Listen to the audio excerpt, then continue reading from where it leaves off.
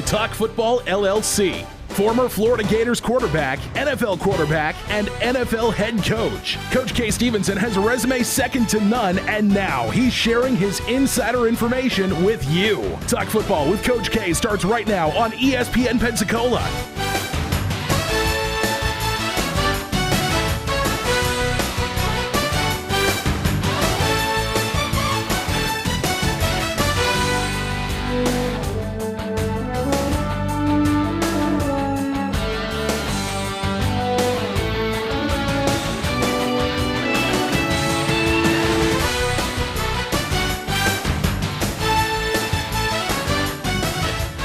And welcome into Talk Football with Coach K right here on ESPN Pensacola, 1330 AM, 99.1 FM. I am Chad Brilliante.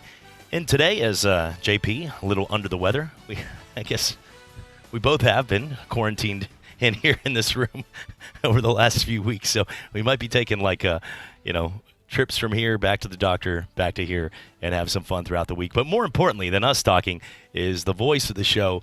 It is Coach K. Stevenson, former NFL coach and player, kind enough to join us as we have one game left. It's a big game, and I don't care what they say. You find me if you want. I don't think they will, but it's the Super Bowl. It's the big game right there. Don't call it the Super Bowl. It's the Super Bowl, and we're excited for it right here. Coach, I'm excited because we do have two great teams, and that doesn't always work out. Rex Grossman in Chicago, but there's sometimes the teams get there because maybe their division, their conference wasn't that great. They won a couple close games, luckily. But usually the way that the NFL format is, you do get the two best teams in the Super Bowl, regardless of their regular season record, regardless of those 52-yard field goals to beat them in the regular season. And this year, I truly believe we have the two best teams after the way, maybe not Kansas City's roster, but the way Patrick Mahomes is playing right now, getting hot going into this game. This is going to be one heck of a football game. Oh, I think so. I think we have the two best teams, and I think they've done it before and had the two best teams in. Usually what happens, as well as having the two best teams, is you have two very good quarterbacks going against each other. Now, this year, I think that's true. And as well, the uniqueness of this Super Bowl, as is the case anytime Kansas City plays, is the unique speed factor with Kansas City. I think it's that's been the big play, biggest factor in the number of points they've been putting up is the speed that they have as a football team. So it's going to be interesting. I certainly agree with that. Looking right now at the Senior Bowl, it's a big event right down the road in Mobile. We're getting excited for it, and a number of players. But, Coach, how much, when it comes to assessing, and I know you had Bill Polian on yesterday. I wasn't able to be here. I was sick yesterday, but I was able to catch that interview. Great interview. We're going to have one of the other legends of the game, Joe Theismann, lives in Destin, a friend of the show, says he listens to you and me every single day. He's over there golfing with Rob Strano, one of my good friends, and God does an awesome job with the Golf Kingdom. And I want to say that if you look right now at what Bill Polian has said about the Combine, Joe Theismann's been in these opportunities. You've analyzed guys where they have had that moment, like a Joe Montana, or guys even like Tom Brady as a sixth-rounder, given their opportunity, and they've made the most out of it. Carson Wentz got pretty much his biggest payday at the Senior Bowl when he had a great showing. Guys have this opportunity. But how much emphasis would you put on that in 2020? And why I say that is when you used to analyze Joe and these guys up on the hills of California, some of the stories you tell, and there wasn't 8,000 different ways to analyze people online. We already know about these guys. Even if you're from Chadron State like a Danny Woodhead in Division III, we know about people today because of access to the internet, social media, at the click of a button with updates on your phone. Do you feel that because of that, we should put a little less emphasis on watching them in one game compared to what they're doing the rest of their career? Anytime you want a true analysis of a player, you have to include every bit of data you can put your hands on. And, I've said before, and it's hard for people to believe what we went through when we knew we were going to draft a guy real high, like Bruce Smith, who was going to be the first pick of the draft, and we felt that he would be. But in order to ensure that, we had an ex-FBI agent who spent quite a bit of time down in Virginia Beach, where he was from. We had other sources. We talked to everybody, back to his grammar school teachers, junior high, high school, every doctor that they had, the corner drugstore.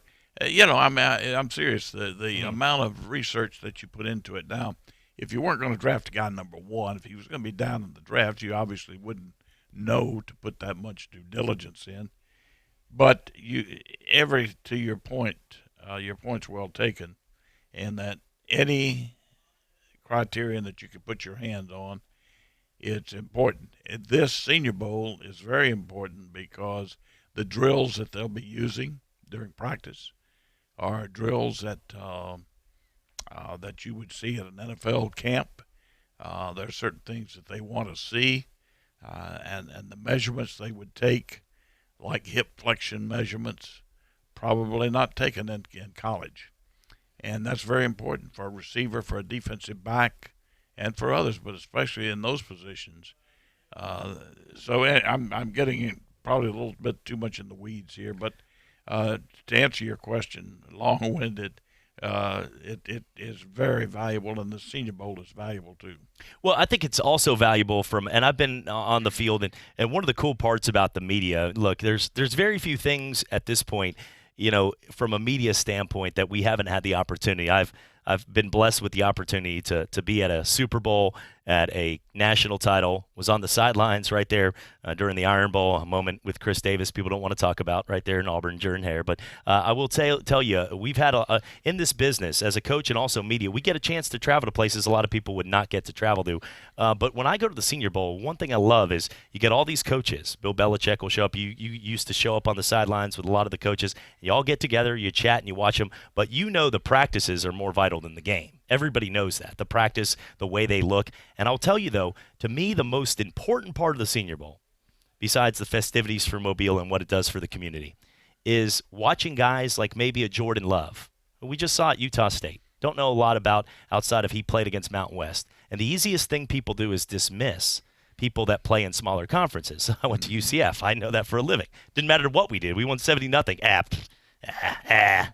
That's what I got every time. So I'm like, all right, no matter what. Beat Auburn, you got lucky, whatever. But when it comes down to Jordan Love, I want to see Jordan Love throwing to guys like Claypool for Notre Dame. I want to see him getting blitzed by the top defensive tackles at Alabama and LSU. I want to see him playing with an offensive line that is built like an SEC offensive line and see how he plays with the dynamics of a roster that would be more built for the NFL.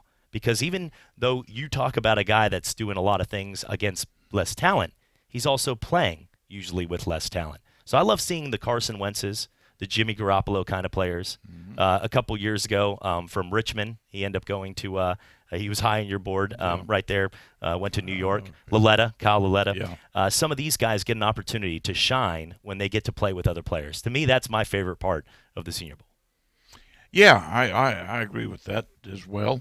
But believe me, the importance that these scouts and the coaches that are there put on the players is how they handle the pro coaching and the drills that they're put through, and the measurements that they get out of that game at practice. Best player available in the draft, talking some NFL draft, because the Senior Bowl really is a transition in getting these guys. It's the biggest job interview. I always say it's the biggest job interview of a lifetime. The difference between guys, pretty much, if you had to put a price on it, the Pro Bowl to Aaron Donald was worth probably about $25 to $30 million. Or not the Pro Bowl, the Senior Bowl. Because Aaron Donald moved up 2 rounds, and then he got paid when as a first-rounder, they saw his talents. If he went in the 3rd round, he might not have got playing time right away. It's all about that opportunity. Dak Prescott, it was probably worth $50 million. If he gets the contract, he's asking for $40 a year, but it can be huge. Coach, I want to look at this from a standpoint of if you're sitting there, you've made some really good calls when it comes to the NFL draft. You're not going to say it, but you helped build what Buffalo was, winning 4 straight AFC titles with the draft picks that you chose. You and Bill Polian on that same staff.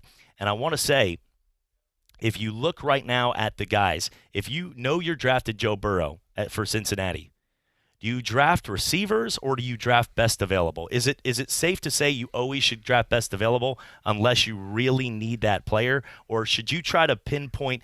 You get yourself in trouble in the draft if you know you're building around this quarterback. You just got him in free agency or the draft. Is it detrimental to try to pinpoint different position players, just even if he's not the best guy available at that pick?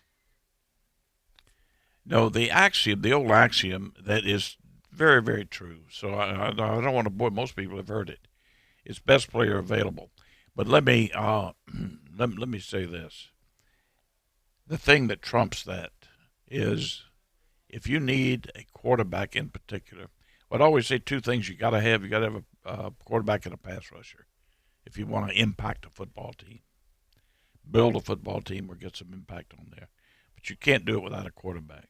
So if there's a quarterback there and you have some questions about the quarterback you have, or certainly if you don't have what you want, you know it. But even if you have questions about your quarterback and you don't about, let's say, Joe Burrow, you got to do whatever you can do to get Joe Burrow, okay, or to move up and get him. If it's another quarterback, use another name, whatever you want. Maybe it's Tua. Maybe it's Justin Herbert out of Oregon. I don't. Maybe it's Fromm. Somebody, if you like that quarterback and they're going to be available, then you got to move in. You got to get yourself in position to get them. Now, I think this similar is what you would do if a great pass rusher is there. There is one available, as you know, Young from Ohio State coming up this year. They say that some people say he's going to be better than Bosa. Look at the impact that Bosa's had on that San Francisco team. If you had a chance to get Young and another one of the quarterbacks that you'd be satisfied with, it'd be wonderful. That would be the home run, the coup de grace. But that's very doubtful that you could. But there's going to be a great pass rusher available.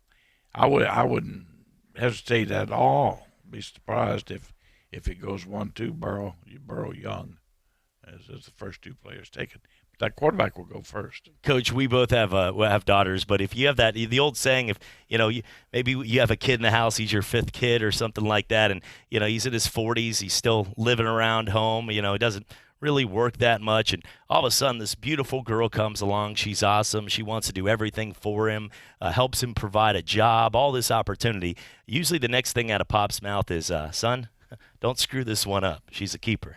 Now, when it comes to Joe Burrow, that's sort of the reference I would use. Cincinnati always seems to screw things up. They're like that kid I just mentioned. But at the same time, except they're not in the basement. They've been kicked out of the basement already. They're living out in the woods. But when it comes down to this situation, Joe Burrow is a once-in-a-lifetime type of guy.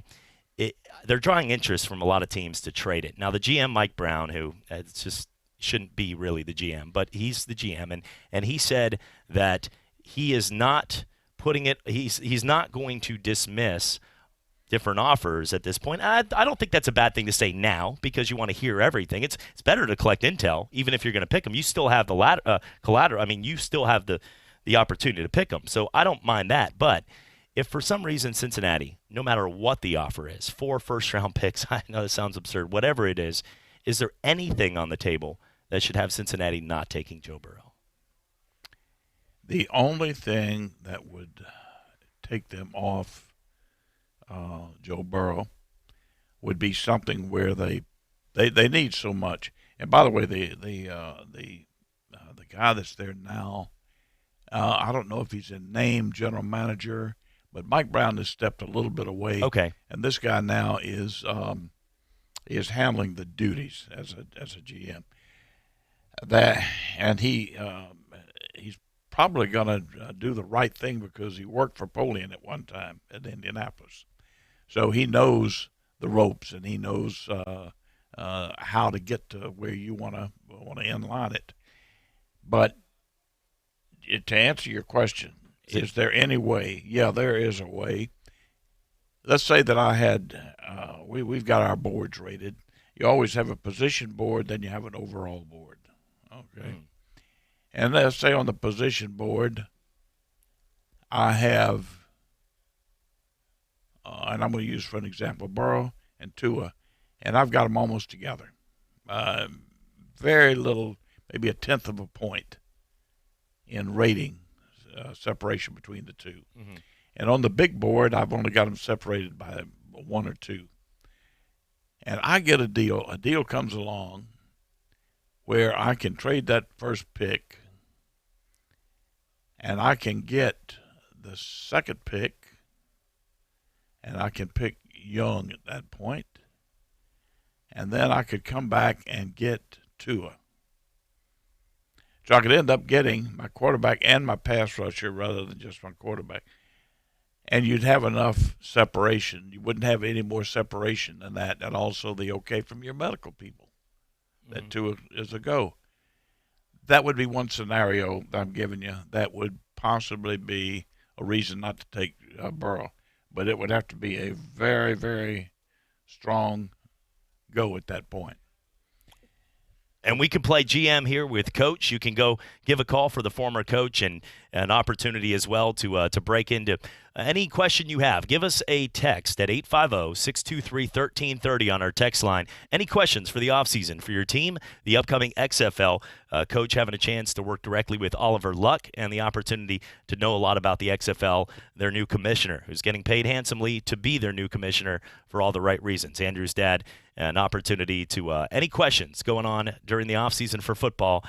This is the guy right here, former NFL coach and player, Kay Stevenson. When we come back, we'll hear from a legend himself, Joe Theismann. He will join the program to talk a little more about everything going on in football today, right here on interviews you can only get locally, right here on Talk Football with Coach K, ESPN Pensacola. I'm attorney Stephen Luongo with Levin, Papantonio, Thomas, Mitchell, Rafferty, and Proctor in Pensacola, Florida. Distracted driving is a dangerous epidemic on America's roadways. In 2016 alone, over 3,000 people were killed in motor vehicle crashes involving distracted drivers. This according to the National Highway Traffic Safety Administration. For more information, please visit us today online at levinlaw.com. Please be safe on the roadways. Stop the text, stop the wrecks. When you're looking for a great deal on a reliable new or certified pre-owned vehicle, you can't beat Bob Tyler Toyota in Car City, Pensacola. Bob Tyler Toyota has the best selection in town at incredible low prices. You can check out their amazing inventory from Camrys to Tundra trucks to 4Runners. It's all at Bob Tyler Toyota, and you can find it online at bobtylertoyota.com. Also score a touchdown this football season with the car of your dreams. Again, it's only at Bob Tyler Toyota in Car City, Pensacola. Hello, sports fans. Miles Bentley here, General Manager at Hill Kelly Dodge Chrysler Jeep Ram in Pensacola. Growing up, I always loved sports. Nothing but net, out of the park, through the uprights. Sink the puck Bentley, that was me. But my love of the game couldn't beat my love for Pensacola and helping folks get on the road of dreams in a new Dodge Chrysler Jeep Ram. Sure, I never went to the big leagues in sport, but we're all pro here at Hill Kelly Dodge Chrysler Jeep Ram. Proud to be in Pensacola. Sometimes your bank, your family, and your friends love you, but they don't have the money to help you. Sometimes we have chances to make money, but the old saying, you've got to have money to make money, rings true. At Pensacola Specialty Pond, we can help. If you have trucks, heavy equipment, airplanes, boats, jet skis, anything with value, Pensacola Specialty Pond can loan you that short-term money you need. No credit checks, and at Pensacola Specialty Pond, you're going to find the money and the discretion you need. Now at 6428 Pensacola Boulevard, north of Car City. Call 432-9050, 432-9050. Hello, sports fans. Miles Bentley here, General Manager at Hill Kelly Dodge Chrysler Jeep Ram in Pensacola. Growing up, I always loved sports. Nothing but net, out of the park, through the uprights. Sink the puck Bentley, that was me. But my love of the game couldn't beat my love for Pensacola and helping folks get on the road of dreams in a new Dodge Chrysler Jeep Ram. Sure, I never went to the big leagues in sport, but we're all pro here at Hill Kelly Dodge Chrysler Jeep Ram. Proud to be in Pensacola.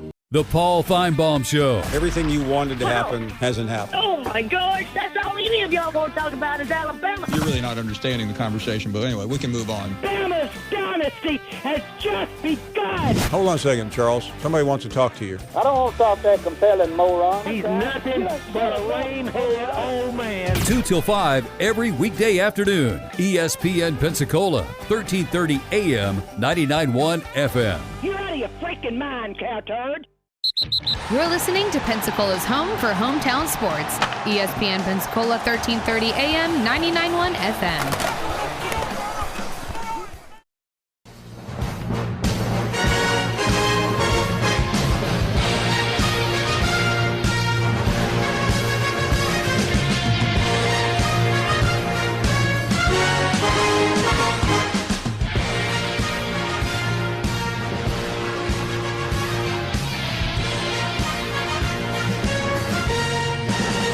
And welcome back to Talk Football with Coach K right here on ESPN Pensacola, 1330 AM, 99.1 FM, heard across the South and the Panhandle of Florida, into Alabama, Mississippi, and even into New Orleans here. Thank you for joining us each and every afternoon with Hall of Fame guests. Coming up tomorrow, looking forward to a big interview as the head coach, former head coach of a couple teams making Super Bowl runs, from the Carolina Panthers to the Chicago Bears, Denver, and more. John Fox will join the program. Had a chance to meet him. He's friends with Coach K, and that'll be another great interview. So nothing like Bill Polian, John Fox, and the voice you're about to hear, Joe Theismann, one of the Hall of Famers. Some of your wives might know him from a couple Hallmark movies, but more importantly, he was part of the Monday Night Football crew. Before that, a legend when he was at Notre Dame, to his days in Washington, and what could have been more of a career. Obviously, a tough injury there from Lawrence Taylor and the New York Giants. But always kind enough to hear Joe Theismann and to make time for us here on Talk Football with Coach K. So Joe Theismann sitting down with Coach K. Stevenson. I want to talk about the championship games you've had, in particular, the two teams, the two games that we had, and then the two teams going into the Super Bowl. What are your impressions? Yeah. Oh, well, first of all, the Kansas City Tennessee game, it was, I mean, Kay, you've been around the game a long time, and there's certain elements of a game that if you can shut down and make somebody one-dimensional, which basically Kansas City was able to do by holding, Derrick Henry to so few yards, and put it really on Ryan Tannehill's shoulders, that's really what they had to do. And I don't know if anybody's going to be able to contain Patrick Mahomes. Kansas City has a wonderful blend of running the football. Andy Reid is incredibly imaginative. And I think Kansas City has a defense now that they feel like can put pressure on a quarterback, but they also have the ability to slow down a running game, not necessarily just stop it. But, I mean, Tennessee was so run-heavy that they figured if you could shut them down and make Ryan try and beat you with his arm, they liked their chances, and that's exactly the way that game went. In San Francisco, Green Bay ran the ball fairly well in their previous game, but it had to be Aaron Rodgers making plays down the field. Unfortunately, he only had one receiver. You're right. Devontae Adams is the only guy he has to throw the football to. And, tight ends are such a big part of football today. I mean, it's going to be Kittle versus Kelsey. Kelsey from Kansas City, Kittle from San Francisco. There'll be that's a great rivalry, I think, that's going to exist inside the game. Both of them high profile, high energy, good blockers, terrific receivers. That's going to be something to watch in this Super Bowl. And then, Kansas City and San Francisco going at it. You've got one of the best defenses in football going against one of the best offenses. I think this is the matchup that everybody wanted to see, to be honest with you. I know television certainly wanted it, and I think the fans are curious as well. Yeah, I agree. I think it's a great matchup. The thing that stands out to me, Joe, and I was talking to Bill Polian, and I said the same to him, is the Kansas City defense. You're right. They've been better the last 5 games. They weren't very good up until the last 5 or 6 ball games, including the playoffs. But the thing that stands out to me with Kansas City is the speed. Unbelievable world-class speed. Not just fast for NFL standards, but world-class speed. I mean, they got one kid there, Tariq Hill, who runs supposedly a sub 4.3. That's unheard of. Yeah, they've got a track team. I mean, and that's the big thing. And you don't know how good San Francisco's secondary is. Yeah. We saw Richard get run by, Sherman get run by once, by somebody that's pretty fast, but not like you say, not like you see when you see the Kansas City Chiefs on the field. And defensively, they've got some pretty good speed on that side of the ball as well. It's going to be interesting to see the defensive concepts that San Francisco wants to use to try and contain Patrick. One thing that I observed against Green Bay, and I was sort of surprised that I didn't hear it from the television set, was it seemed like Patrick Mahomes would escape to the left and make all kinds of plays. He ran a 30-yard touchdown running left. He got 3 first downs almost running left. They gave him a way out. Now, the question is what happens if you don't give him a way out? And that's going to be a big thing for San Francisco. You know, when you have a mobile quarterback, you have to rush to the depth of the quarterback and contain him. And if he's going to try and escape, you make him go out the front door, not the back door. Exactly So right. I'm just curious about the plan that San Francisco will use defensively. And you know, we just know that you're going to see a lot of motion. You're going to see a lot of different receivers. You're going to see a lot of different kinds of plays out of the Kansas City Chiefs. There's nothing normal about what they do on offense. Yeah, I would agree with you. But what they're going to have to do is try to contain him inside. I was surprised at the number of times they let him out and the big plays that came off that. You know, the one he throws a 60, 70-yard touchdown pass back across his body over the middle. There, which was an impromptu play. There's no way that was predetermined in any way. But he does escape it to the right. Yeah, it does. His talent is just, you know, Patrick has a lot of different ways to throw the football. And this is something I felt pretty lucky with. You know, some guys are over-the-top throwers. Some guys are basically three-quarters. Some guys are almost sidearm. I think when you have the range that he has in the type of deliveries that he can put out there, it's very difficult for someone to jump up and bat the ball down because he can throw it under your armpits. He can throw it between your ears. He has the ability to be able to do things with the football that not many people really have a chance to do. And he's a smart young guy. I mean, you know, he basically gets everybody excited. He and Kelsey get, you know, people going nuts. It'll be a neutral site, so you won't have the advantage of a crowd causing penalties, causing turnovers. That's the one thing I think that Kansas City has to be conscious of, is San Francisco's proven to be a more disciplined team when it comes to penalties. Kansas City can't make critical mistakes. Remember 2 years ago against the New England Patriots, it was an offside that basically was the difference of them going to the Super Bowl and not going to the Super Bowl. Yeah. And penalties almost became an issue in this one again. That's the one thing I think they have to be very conscious of in this football game. And Jimmy Garoppolo will do a good job. Yes. San Francisco is not the kind of football team that's going to beat themselves. Oh, and they're a very talented football team. I don't know how you peg them on the talent chart, but, you know, I think they're as talented with depth, more talented with depth than any team in the league, meaning from special teams to defense to offense and all positions, plus the fact that I agree with you totally, Garoppolo, now they're not going to be able to throw the ball 8 times in this ball game and win it. They're going to have a more balanced attack. But I like Garoppolo. I think Garoppolo's a good quarterback, and I think this is a talented football team, the 49ers. Yeah, Jimmy does exactly what Kyle likes. Kyle Shanahan is, you know, you've got two of the best play callers in football going against one another. Okay, we talk so much about the guys on the field, the offense, the defense, the speed, running the football, stopping the run, all those things.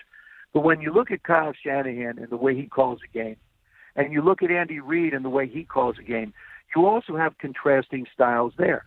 Mm-hmm. Kyle is a chip off the old block. He loves to run the football, loves to run degrees of play action and misdirection. It's plant your foot in the ground, one cut and go with the running game. And they've been able to do that very successfully and control the game that way. Andy, on the other hand, Andy loves to put the ball in the air 65, 70% of the time. I mean, and he does it in different ways. He does it in a very creative way. And so to me, you have two of the more unique and better play callers in the National Football League when it comes to being able to create concepts and matchups in what you want to do, either running the football or throwing the football. So you have contrasting styles of play. You have a bit of contrasting styles in quarterbacks, and you have a bit of contrasting styles in coaches calling the plays as well. And interestingly enough, both of the head coaches are the offensive play callers. Yeah, and I can agree with that. And two, then you've had two defenses that with defensive coaches. I know the one, the young man at San Francisco was much maligned until this year, and they stuck with him, and I give them credit as an organization, head coach, general manager, whomever, and that they stuck with him, and he's proven to be a good defensive coordinator, and he himself has put them in some good situations as far as the calls. And that front four there is some special too, Kay. Yeah, I mean, yeah. It's a player's game.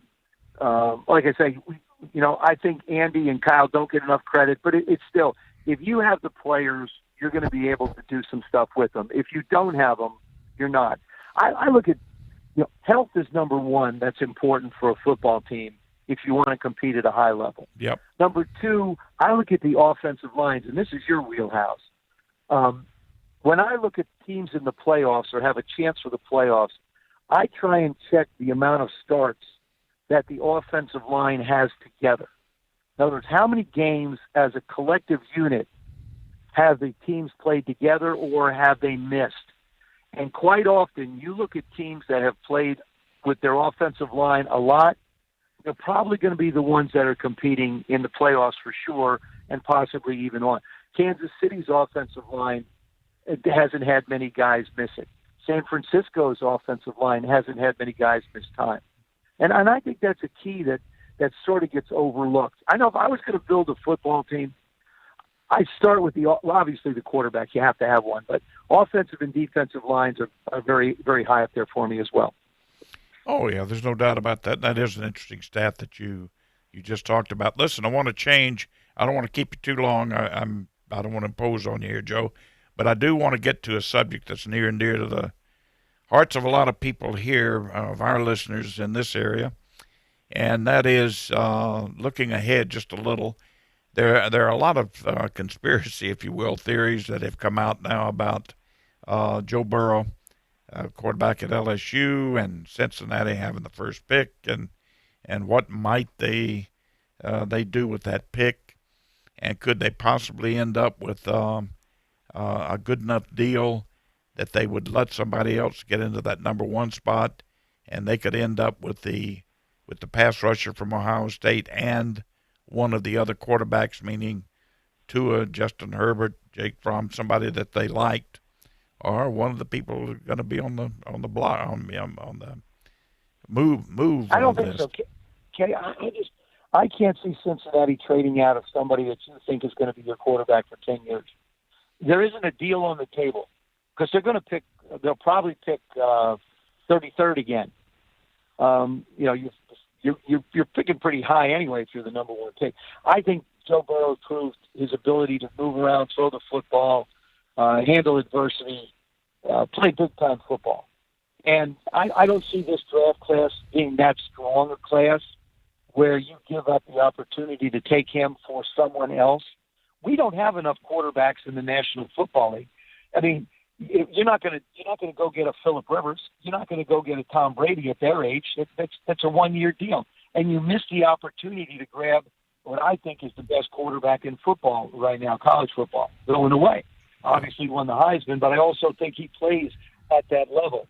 Miami is loaded with picks.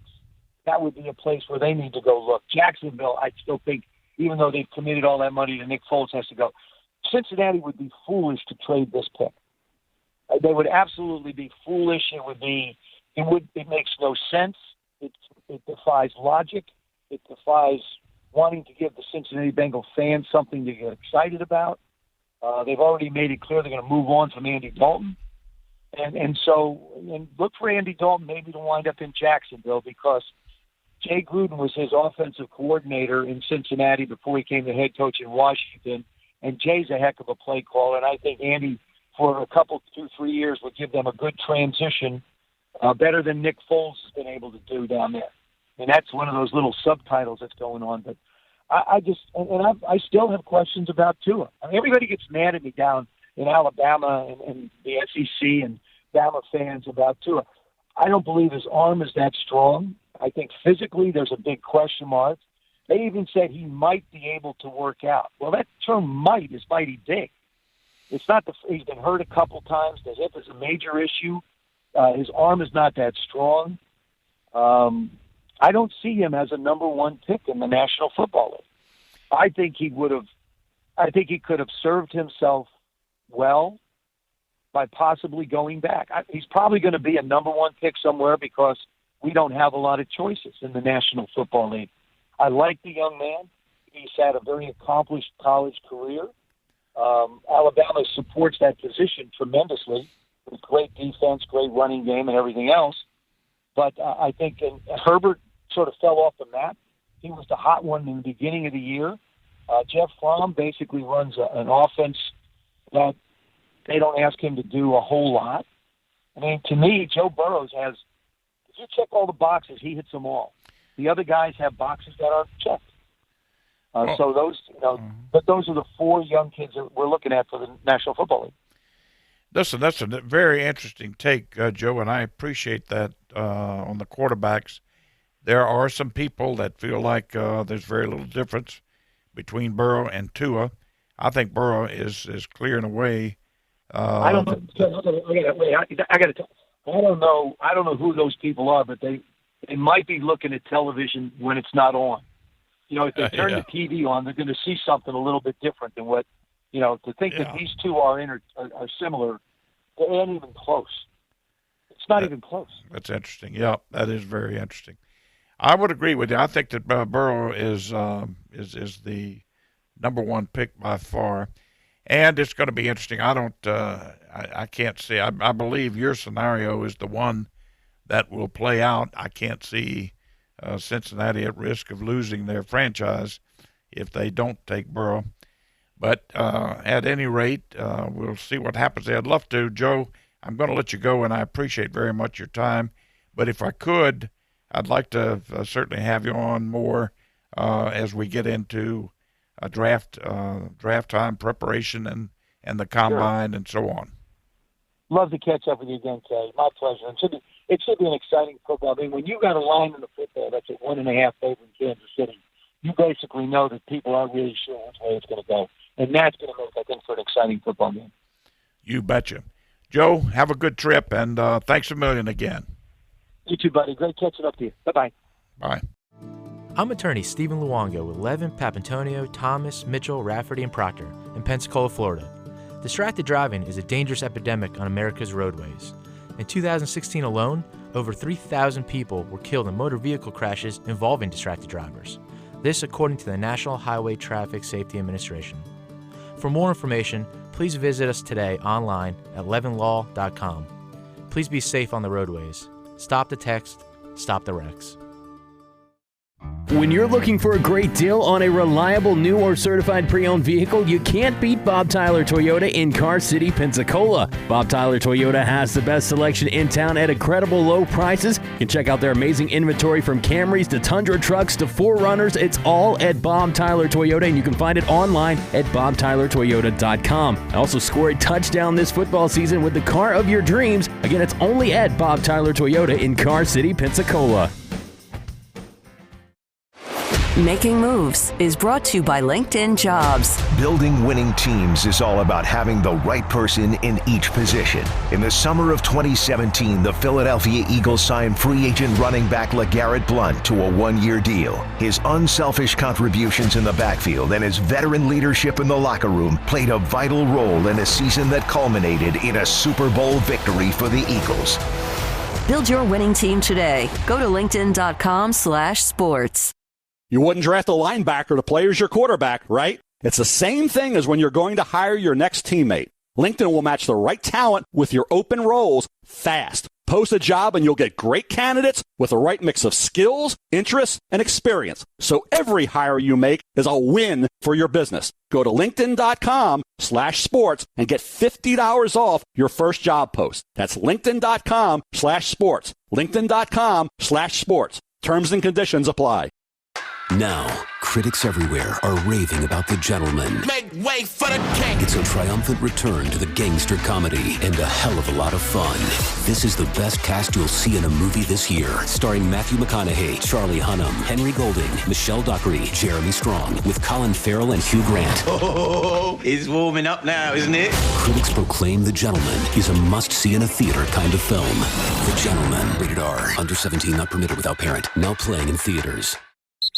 You're listening to Pensacola's home for hometown sports. ESPN Pensacola 1330 AM, 99.1 FM.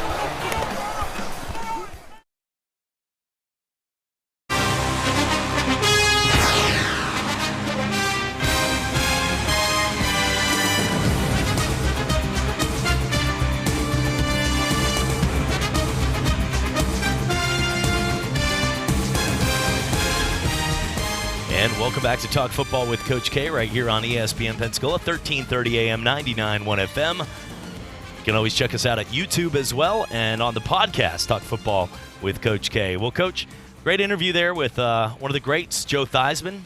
He's been around football for over 40 years and a guy that has meant a lot to the game. There was a lot of things during that, one thing we know about Joe, we both had a chance to interview him. You've known him as a friend a lot longer. He lives in Destin, Florida, guy that lives around here, golfs right there at Kelly Plantation, but very opinionated on his takes, and he was saying it was night or day with Joe Burrow to Tua. And I think we're all here to say what Joe Burrow did this year, you had to be living under a rock not to realize it was the best season in college football history. The accolades, over 60 touchdowns, beating 6 top 15 teams in the final AP poll, 7 top 10 teams when they played them.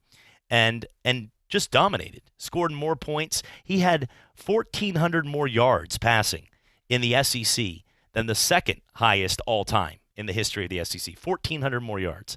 But Joe Burrow also, to say that it's not even comparable, I think you're talking about two greats. If Tua can be healthy, you're talking about two elite guys. The ceiling is higher for Joe Burrow, but if a team like Miami or the Chargers were to have that pick at 5 or 6, and there's no setbacks to Tua coming back from that ankle injury and the other injuries, to me, the risk is worth the reward on a guy like that as well. Yeah, I think Joe does a great job and is a good analyst on these. I respect his opinion. I think Burrow, there's no question Burrow is the number one choice. There has to be a red flag on Tua, simply because of the injuries that he's had. But I think they're a lot closer than that. And if he's going to be okay from a physical standpoint, he gets a medical okay, I think you're right. I mean, somebody's going to get an outstanding quarterback. His accuracy on the deep throws is uncanny. They both won a championship because of those two quarterbacks' arm.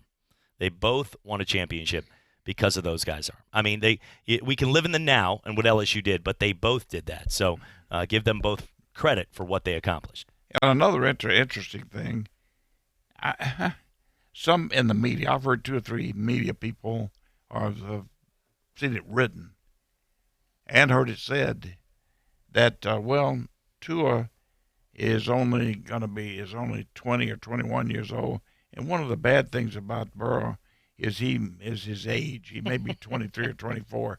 For crying out loud, what the heck are they talking about, 23 or 24? We got quarterbacks playing in their 40s right now. 40s, Let's worry about you guys having – there's a lot of teams that would love to have a week of good success, let alone to have 18 years. He's only going to play 20 more years. So, so if you had for your grandkids out there, don't worry about seeing Joe Burrow then, I guess. But, overall, I think it's whoever gets those guys is going to be exciting. Now, playing GM, just thinking, Caps, because we talked about it earlier.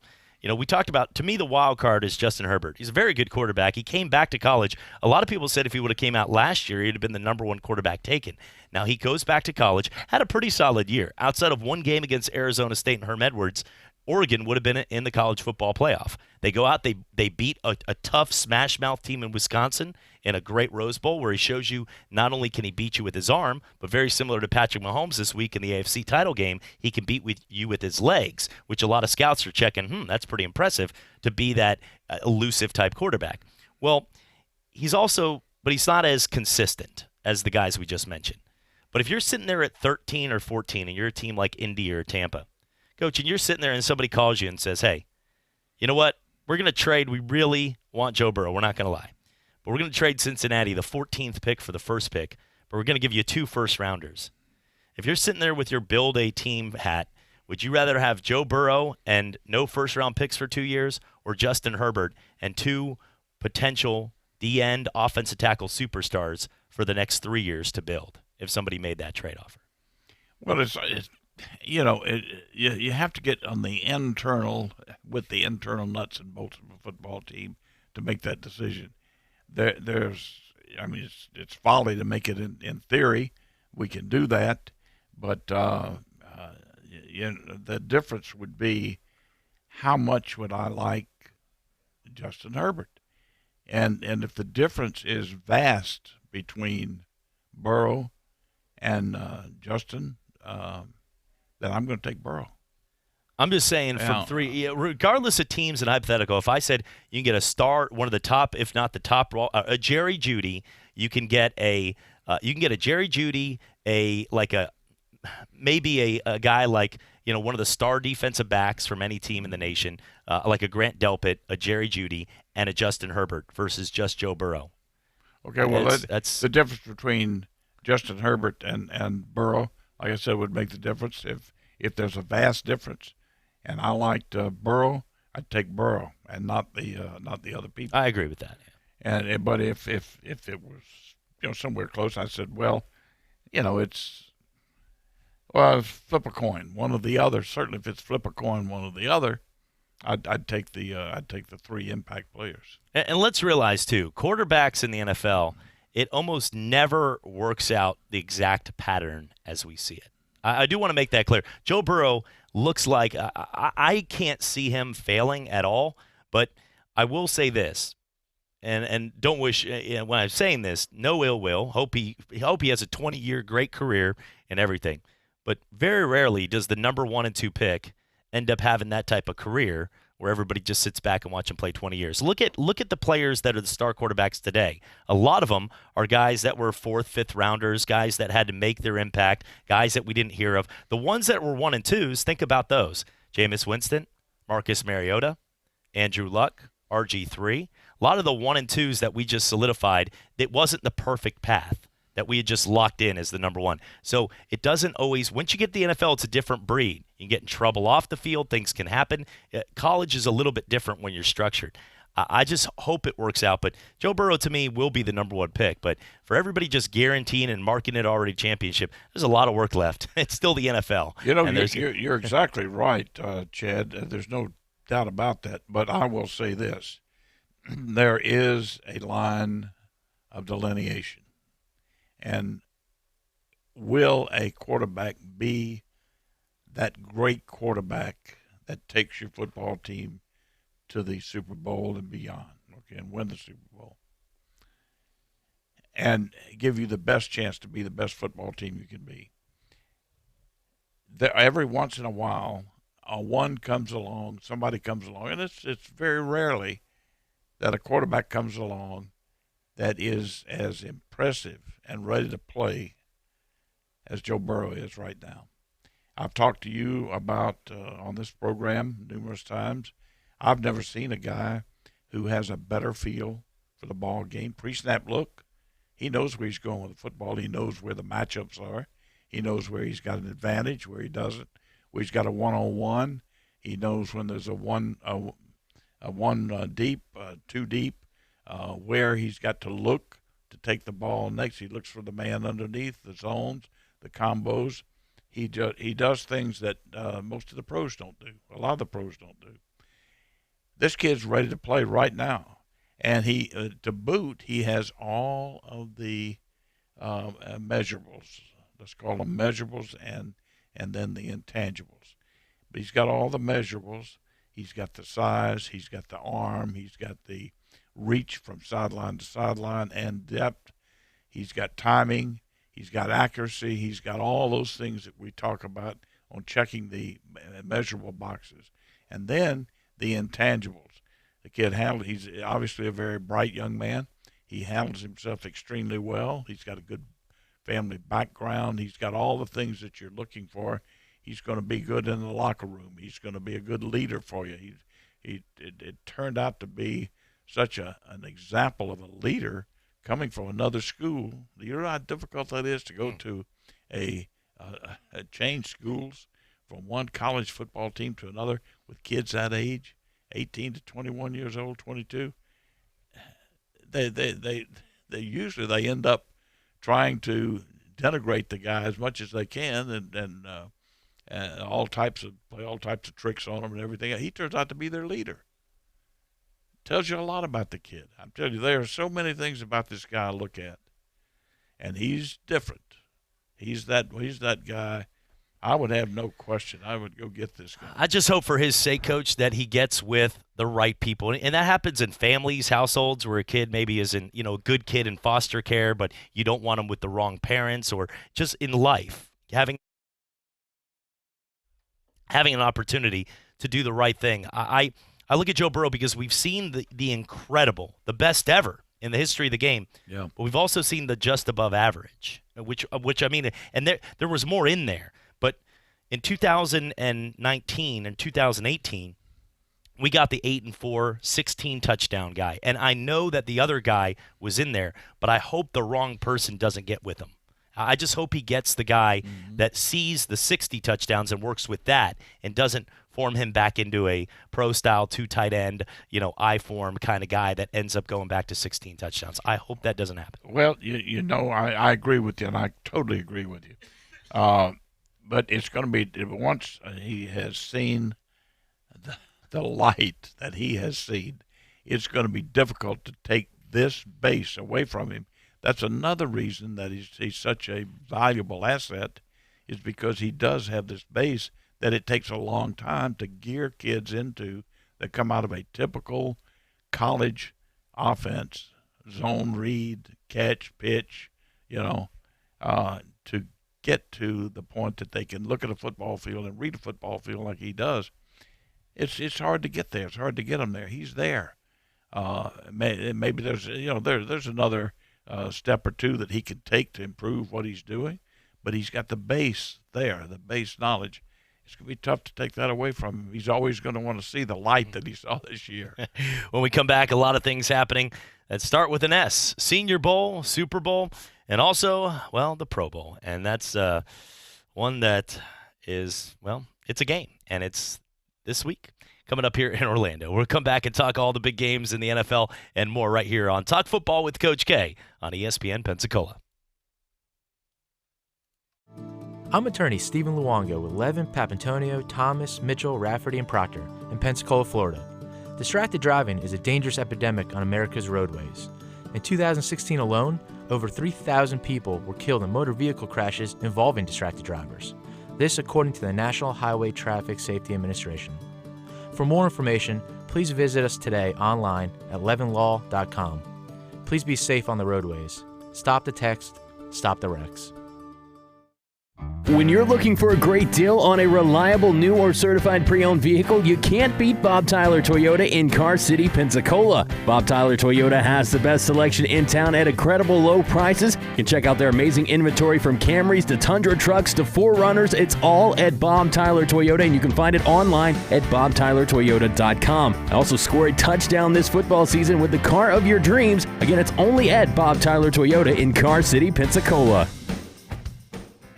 Dude, it's game day, and I'm fired up that football is back. I know, but I'm bummed they don't show my favorite team on TV around here. All right, well, what about that place Calvert's? They're a really cool English pub-style restaurant, and they have a really good drink menu. Yeah, but what about the game? Don't worry, they have the NFL Sunday ticket and plenty of TVs, so we can watch any game that we want. Ooh, I just looked at the menu, and that Abbey Road burger is calling my name. Calvert's in the Heights Restaurant and Bar, 3102 East Cervantes Street, calvertsintheheights.com.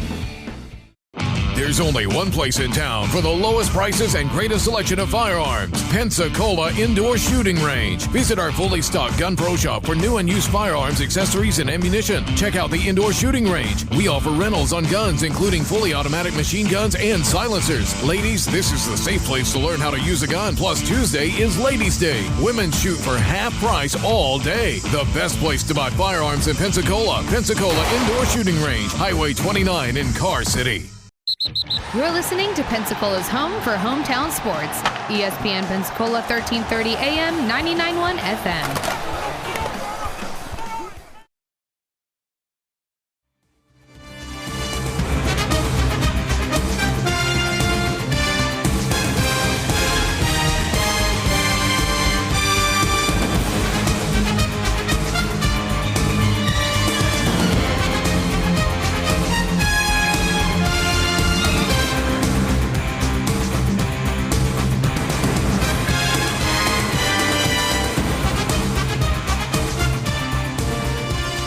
And welcome back to Talk Football with Coach K right here on ESPN Pensacola, 1330 AM, 99.1 FM. Chad Brilliante alongside Coach K. Stevenson. And Coach, it's been an exciting week. Bill Pullian, Hall of Fame GM and friend of yours, joining the program yesterday. Today, Joe Theismann, legendary quarterback of the NFL and Monday Night Football voice. And tomorrow, I know we got a great guest as well coming up here. Yes, we do. John Fox, who's, of course, head coach of two different teams. He took the Super Bowl. Should have won one with Carolina. They came within a foot, I think, of winning that ball game against the Rams. And then with Denver, with Peyton Manning when they went there and won it. John also coached at Detroit when he retired, but he's a good coach. John is a good coach. He's a good man, and I think an outstanding guy to hear from. He does a lot of work with ESPN. So, in fact, I think he leaves right after our interview tomorrow. He leaves to go up to Connecticut for the weekend with ESPN. So, anyway, it should be a good one. Coach, people like to latch on to things, and, Booger McFarland, he might not be the best broadcaster, but people want to poke the bear a little more. Things in general that we don't like. Look, if you're not a fan, I'm just going to say it. I'm not a fan of Hillary Clinton, but I'm sure there's something out there, something in the vast abyss that she does that I like. Who knows? But there's always something but everybody wants to be on one side or the other. And with the Pro Bowl, there seems to be no middle ground. Nobody can just say like, it's a football game. It's still football. On a weekend, we don't have a lot of football. Instead, everybody's like, it's an embarrassment. It's a joke to football. It's not the real game. We all know that. But I feel like, can we just watch it as, hey, we get to watch some of the Pro Bowlers be out there because, they're shooting the you-know-what with each other, talking back and forth on the line, acting where they're going to go to lunch. A lot of them aren't. It's not the game of football at its finest, but it's the best players representing our fans out there in the field. But from a game standpoint, what do you think of the Pro Bowl, and should they have it? Well, it's changed so drastically. Listen, I can speak to this because it used to mean something. I coached in the Pro Bowl one year when we were with the Rams. After that season, we coached the Pro Bowl. It was in Tampa before it went to Hawaii, and it was something. I mean, they played it. It was a serious thing. We had, for example, Walter Payton. We look out there, and it was a real close ball game, and all of a sudden, Walter Payton's out there on the kickoff team. He's that much of a competitor. He wanted to go down and cover kickoffs because it meant something to him. The ball game meant something to him. We had all those Dallas guys at the time, Too Tall Jones and Martin and so on. You name them, Waters and so on. But they were so intense about the ball game that I know Chuck had to calm a couple of them down. But no, it was to win. It was to win the ball game. And it's totally different now. It's totally different. Nobody wants to get hurt. Obviously, nobody wants to get anybody hurt, and it's changed drastically. I don't like. I'll be honest with you. I don't like the way it's played now. No, and if you think about it, the two best teams, and usually it's not only the two best teams, it's about the four best teams that played the week before, including Green Bay and Tennessee or whoever. None of those guys end up playing anyway in the Pro Bowl. So, like, if you're in the playoffs, if Kansas City, San Francisco, none of those guys, which should make up about half the Pro Bowl roster on that San Francisco defense. None of them are going to play. So that's another thing as well. Coach, enjoyed it. Looking forward to hearing from you, John Fox, as well tomorrow. Looking forward to talk football. We look forward to it, as always. All right. For NFL coach Kay Stevenson, I'm Chad Brillante. Have a great rest of your day, and God bless. The only local station that talks sports 24 hours a day, 7 days a week. From Gullick and Wingo to the Sports Drive with Chad Brillante. Plus talk football with Coach K at noon, Sports Call every Saturday. If you'd like to partner with us as an advertiser or a promotional partner, just give us a call at 262-6000. ESPN Pensacola, 1330 AM, 99.1 FM. WEBY, Milton, Pensacola. ESPN Radio Sports Center. I'm Christine Lisi. Breaking news. Kansas suspended forward Silvio De Sousa indefinitely for his role in last night's brawl with Kansas State. The Mets close to naming Luis Rojas their new manager. He'd replace Carlos Beltran, who parted ways with the team last week after being named a key participant in the 2017 Astros sign-stealing scandal. Meanwhile, Commissioner Rob Manfred told Fox Business the 2017 Astros and 2018 Red Sox won't be